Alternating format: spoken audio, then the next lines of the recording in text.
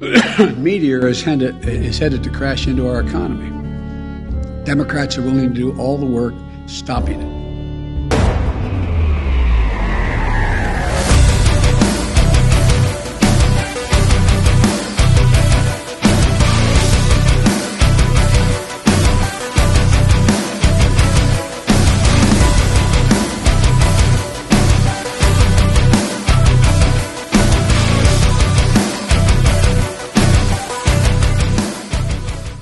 Dijiste, el mundo cada vez depende más de Estados Unidos, pero hay quien dice que no, que es China. Explícame eso, por favor.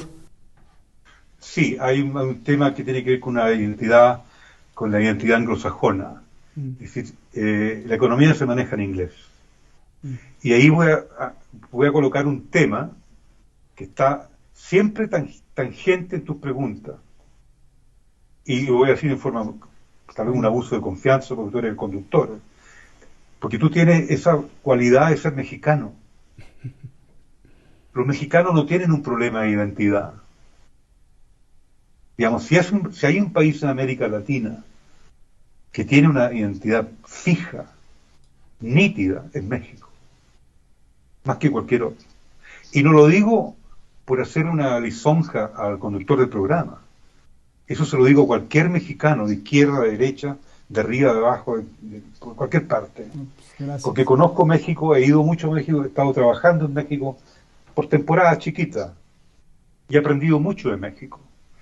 ¿Y por qué hablo del tema de la identidad? ¿Y por qué hablo de que Estados Unidos es foco? Ahí se depende. Y yo creo que Francisco Javier va a coincidir conmigo, ¿no? Porque ellos se tratan de desprender de esta influencia británica, monárquica. Y Estados Unidos es el único país que genuinamente es antimonárquico. Y en un sentido genuino. Porque pueden ser muy imperialistas y puede ser un gran defecto. Y yo conozco muchos norteamericanos que sufren con ese defecto de Estados Unidos hacerse rico a costa de nosotros.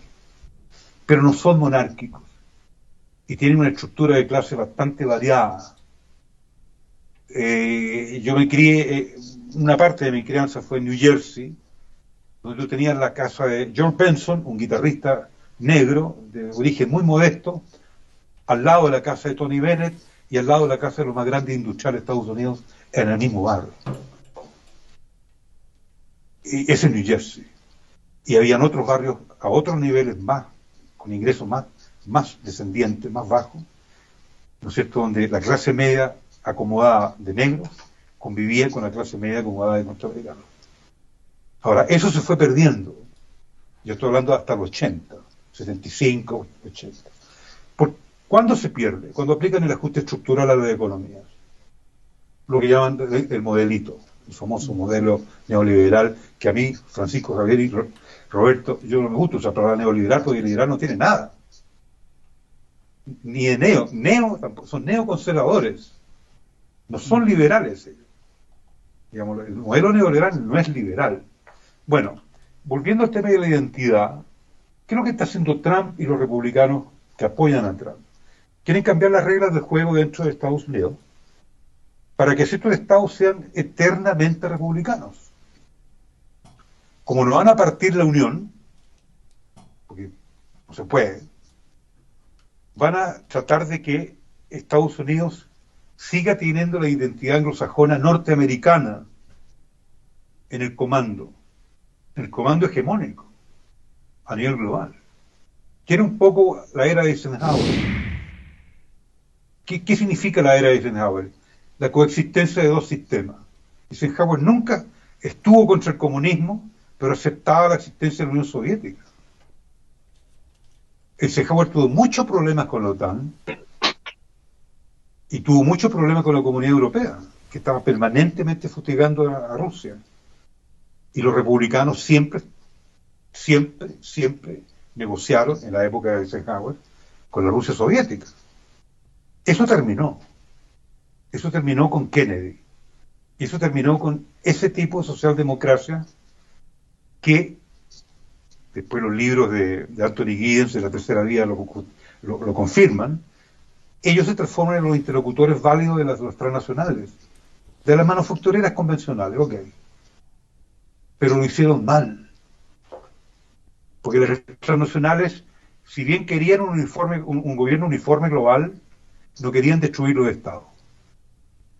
Porque sin Estado no hay capital transnacional.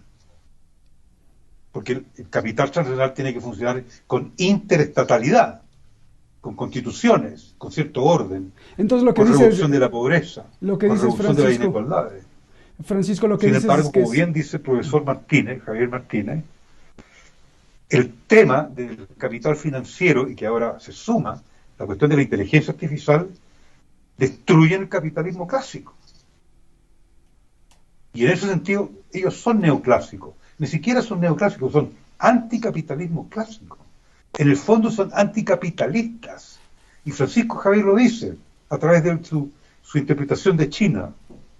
¿Quiénes son los que más están, curiosamente, lo que más están protegiendo el capitalismo clásico es el Partido Comunista Chino? Con eso termino. Bueno, pues ya nos pusiste el mundo de cabeza y le diste una sacudida a muchos. Hablando de sacudida, Francisco, Javier, tú dices que no va a pasar nada. Yo te pregunto varias cosas. ¿No va a pasar nada para quién? Dices que esto es un teatro. Y la segunda pregunta, que es muy importante, que están hablando muchos reaccionarios, que me parece muy importante analizar, es la Reserva Federal, es decir, Estados Unidos, la Reserva Federal de Estados Unidos, ¿tiene el poder para seguir imprimiendo billetes? ¿Tiene la capacidad para seguir imprimiendo billetes? ¿O es como ya dicen algunos, se acabó, ya no puede imprimir billetes y ahí va a ser la quiebra de Estados Unidos? Aclárame esto, por favor. En cuanto a la primera pregunta, es decir, la insistencia de los media, te pongo un ejemplo, una agencia que se llaman agencias rating o agencias de calificación de deuda, que bueno, se podría hacer un programa sobre el partidismo que hay dentro de las llamadas agencias rating o agencias que son las que te dicen que la deuda de un país es AAA, 2A o una A o triple B, 2B, un B, es decir, va bajando hasta la deuda basura, ¿no? Cuando hablaban estos días de lo que Janet Yellen amenazaba con un Armagedón, lo que en el 2011, cuando estaba de vicepresidenta de la Reserva Federal, calificaba de teatro todo esto del tema del techo de la deuda, los de Moody's, esta agencia de rating, Moody's & Poor, decía que la falta de pago, si se llega al día 18 del gobierno USA, bajaría un 4% los activos, la actividad económica, pérdida, ya decían, ya saben hasta la pérdida exacta, pérdida de 6 millones de puestos de trabajo, incremento de las tasas de desempleo un 9%. Es decir, como bien ha dicho Juan Francisco, el enfrentamiento político en los Estados Unidos está retrasando, pero ya desde hace largo, todo plan de relanzamiento. Es decir, la necesidad de endeudamiento se ha ido incrementando con este gobierno, ya se incrementó con Trump, pero se ha incrementado muchísimo más ahora. Pero es que, claro, cuando tú tienes que equilibrar un presupuesto, y yo no digo que los presupuestos tengan que estar equilibrados en el sentido de la segunda pregunta que voy a responder luego. Es decir, o bien bajas los gastos, el nivel de gastos, o bien incrementas el nivel de ingresos. Pero hay que conocer la idiosincrasia de los norteamericanos. Es un país que es alérgico, lo digo dos veces, a los incrementos fiscales vía incremento de impuestos e incrementos de tasas. Entonces, si no cabe incrementar los impuestos y las tasas, a pesar de lo que el asesor del presidente Joe Biden, que dice que estos planes de trillones o de 3,5 billones más de 1 billón, otro plan de los planes Biden, que esto va a tener coste cero si se hace incrementando a los ricos que ganan, y si son individuos, más de $400,000 al año, y a las unidades familiares que ganan más de $450,000 al año, y a las corporaciones, bla, bla, bla, bla, bla, no deja de ser bla, bla, bla, porque en el fondo esto no va a pasar. Si por otra parte, lo del techo de deuda tiene dos salidas, o que como Mitch McConnell parece que está dando una vía, bueno, te voy a dejar unos días, los republicanos, en vez de seguir con el obstruccionismo filibustero, que es una de las técnicas que se hacen en el Senado, vamos a permitir no un incremento del techo de la deuda, sí un aplazamiento del techo de la deuda, en el sentido de que durante 12 días vais a pasar el Rubicón del día 18, pero luego vendrá, como dice un refrán español, Paco con la rebaja. Es que lo otro que también se puede interpretar, y es una política que viene de la Universidad de Missouri, de la teoría, que yo no voy a entrar ahora en calificar que si sí, que si no, pero que hay instrumentos posibles para toda esta parafernalia, porque, a ver, la moneda no deja de ser, la moneda es moneda fiduciaria, es una construcción social, no existen límites, por lo tanto, los títulos del gobierno USA tienen además la confianza del mundo entero, y el dólar USA es el pilar del sistema financiero internacional aún y todavía. Por lo tanto, esto que hablaba en la entradilla Shadi, de eso, de volver a sacar algo que viene del año 1997, una moneda que permitiría, la idea nació en el 2011 en el espíritu de un abogado del estado de Georgia, de sacar una moneda, porque, a ver, acuñar moneda en oro, plata, níquel o cobre, esto tiene el control del Congreso, pero si se acuña una moneda y no se ha especificado según una legislación del 2001, 31 USC, no me acuerdo de toda la denominación de esa ley, es Coins and Currency, acuñar monedas de platino, se puede acuñar de cualquier valor. Podían sacar una moneda de $1 billón de $1 billón en platino, depositarla en la Reserva Federal y aminorar el techo de deuda. ¿Es en serio o es una broma? ¿Es broma? O sea, una moneda de $1 billón. No es ninguna broma, porque ya en enero del 2017, antes del final del mandato de Obama, en un programa podcast que se llamaba PodSafe America, la idea se dijo claramente que había sido discutida ya en el gobierno de Obama con el secretario del Tesoro de entonces, Jack Lew, pero que luego fue descartada. Por lo tanto, fue pensada en niveles presidenciales, y hay, por así decirlo, hay juristas que consideran que es posible, otros que no. Es decir, en Estados Unidos existe esa diversidad, como en todos los sitios donde cabe la libertad y la discusión de pensamiento entre una teoría y otra. Entonces, desde esa perspectiva, eso de lo de la moneda no es ninguna fantasía, es algo que ya contempló el propio Obama. Pocos economistas han dado crédito a esta construcción teórica, pero si me pongo en el caso de, lo ha citado Juan Francisco, Paul Krugman, que es un premio Nobel de Economía de los Estados Unidos, ha dicho que eso sería un truco contable posible que permitiría simplemente al Tesoro dejar de estar sometido a este chantaje, en este momento chantaje de los republicanos, chantaje que en la administración Trump hicieron los demócratas a su vez. Por eso digo que es un teatro. Hay otros economistas como Lawrence Kotlikoff, que es un profesor de la Universidad de Boston, que dice que esto sería incrementar la inflación, pero yo no creo, como él, si me voy a la escuela de la teoría monetaria moderna, por ejemplo, el economista Randall Gray o este economista Warren Mosler, los 7 fraudes inocentes capitales de la política monetaria, esta obra. No lo muevas, hasta se ve, ahí está, no lo muevas. Que se llama Warren Mosler, pues aquí pone de Halloween, esos monitos. Muchas de las ideas, es decir, cuestiona muchas de las ideas de los principios del mal llamado neoliberalismo. Por lo tanto, yo no creo que esto vaya a ser el Armagedón. Se llegará a un acuerdo, se llegará más, creo que va a ser porque hay fórmulas. Mitch McConnell les ha permitido esta mañana o hace unas horas esto de decirles 12 días de descanso y pasar el Rubicón del día 18 de octubre.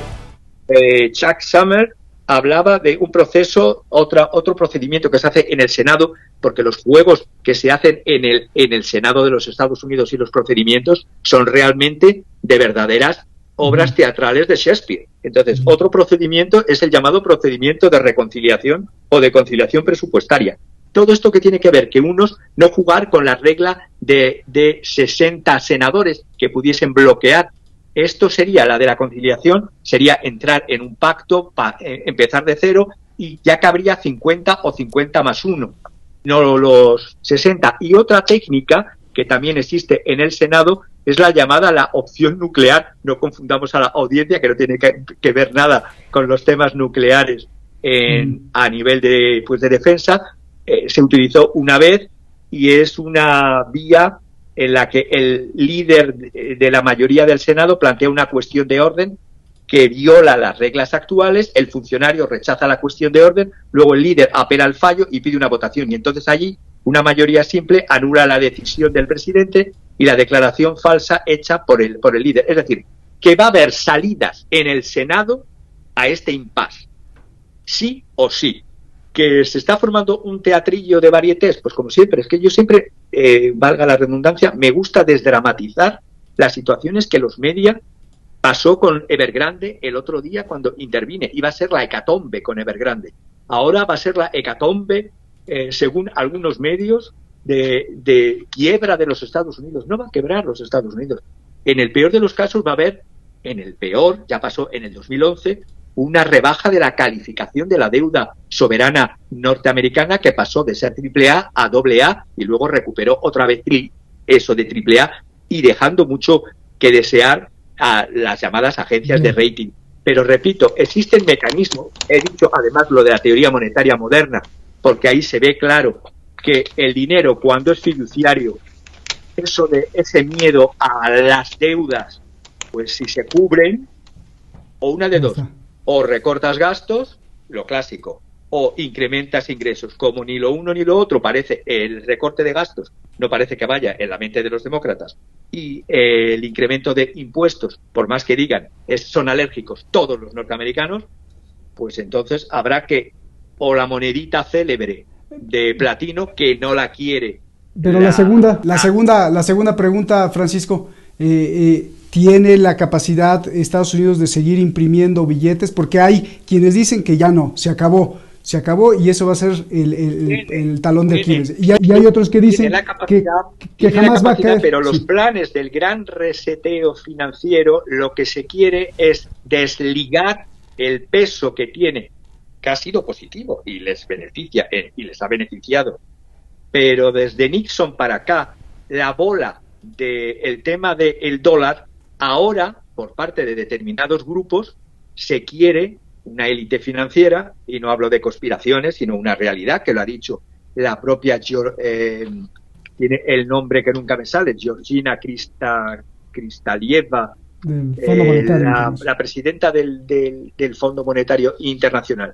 Habla de ir preparando un nuevo Bretton Woods, y por lo tanto que el dólar deje de irse utilizando como la única moneda de transacción internacional mundial. Ya de todas maneras ya lo está haciendo China con Rusia, ya lo están haciendo distintos países entre sí, y los Estados Unidos lo que están intentando es unirse a esto de decir, bueno, vamos a reservar nuestra moneda a nivel nacional, con todos los pros y contras. Es que sería muy largo y no quiero cansar a la audiencia con temas técnicos, pero la realidad es que ya se está preparando el propio Fondo Monetario Internacional, y ya tiene esta nueva moneda, por así decirlo, en preparación. Pero ojo, todos los grandes reseteos los termina pagando la ciudadanía, porque esta nueva moneda, es decir, esta que tiene que ver mucho con ya los experimentos de los llamados DEG, de los derechos especiales de giro, basado en eso, en una cesta de monedas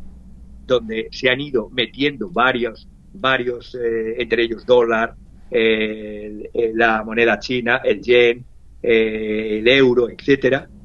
Lo único que puede pasar es que el valor de los activos, es decir, de los mercados de valores, del dinero en el banco, de las propiedades de las casas, todo eso pierda, como se ha hecho en todos los grandes reseteos, pierda valor. Cuando la crisis del 29, la pérdida de valor fue bestial con Roosevelt en un primer momento, cuando se hizo que todas las entregas obligatorias de los ciudadanos que tenían oro tuviesen que ser entregadas para luego decir, me voy a hacer acopio de oro desde el gobierno federal, y luego subir el precio del oro.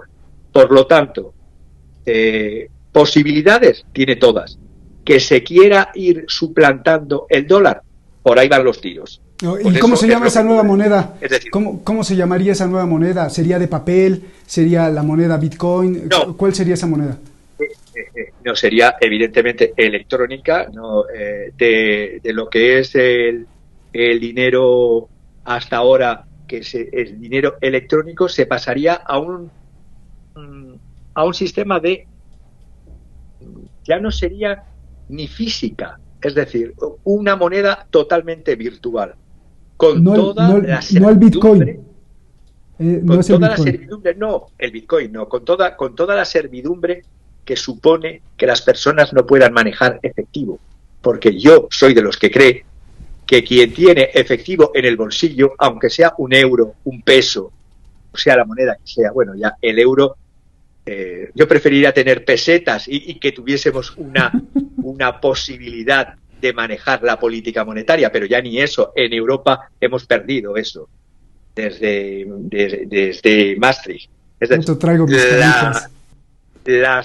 los neoliberales no quieren oír de teorías monetarias y, de hecho, todos los grandes neoliberales de aquí de España atacan a Randall Wright, que es uno de los de la teoría monetaria moderna, que le he citado antes, Randall Wright, el que he mostrado el libro Moser, todos estos que son tanto de la Universidad del Barcoles, del Instituto Economía Levy, de la Universidad de Illinois, que son universidades prestigiosas norteamericanas, están diciendo que, ojo, pero la realidad es que los grandes financiaristas quieren tener en su control planetario de las finanzas, en su lucha en esta pérdida de tira y afloja de poder de las tecnológicas financieras frente a los poderes de los estados-nación. Yo no sé cómo va a terminar la historia. Yo no soy tan optimista en el sentido como he entendido a Juan Francisco, que pareciera que el soberanismo pudiese hacer que los pueblos viviesen más libres. Yo, que he vivido y he trabajado en el imperio del mal durante muchos años, en banca internacional y en bancos internacionales, la banca internacional de los 90 es un enano comparado con el monstruo en el 2021 de los poderes financieros globales. Y entonces, lo que sí se quiere es un gran reseteo a nivel global, desaparecer las monedas físicas, tener todas anotaciones en cuenta de en cuanto, y si puede ser, y ya hago futurología, repito, meterte un chip donde ya pagues con el chip y tengas asignado tu cuota de cuántas monedas digitales tienes, y así el ciudadano ya no tendrá que hacer esa servidumbre voluntaria, será siervo per se y per seculum seculorum. Bien. A ver, Francisco, dos cosas. Tu contraste con lo que está diciendo Francisco Javier. Y la segunda pregunta, y esto cae como anillo al dedo. En medio de esto hay una noticia que se extiende. Tú me aclararás si es cierto, si es rumor o no, y si es, ¿por qué? Que China está prohibiendo el Bitcoin. Entonces, a ver, ¿qué movimiento tan raro en el mundo estamos viendo, por favor?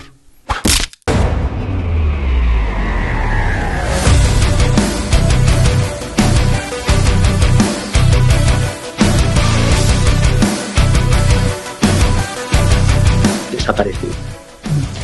Perdón, déjame inyectar una cosita. Lo que va a caer es la actual generación de liderazgo del High Power Tech. Quiero pedirle, como todos los canales lo hacen y que gracias a eso podemos existir y llevar la información, que haga algo muy sencillo. Solo píquele ahí y suscríbase, toque la campanita, para que este espacio de libertad continúe. De lo contrario, los que nos quieren manipular seguirán avanzando. ¡Saludos!